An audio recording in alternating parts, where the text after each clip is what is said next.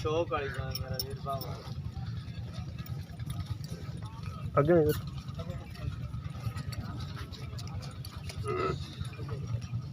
चलो हूँ आ जाओ कितना शौक करिए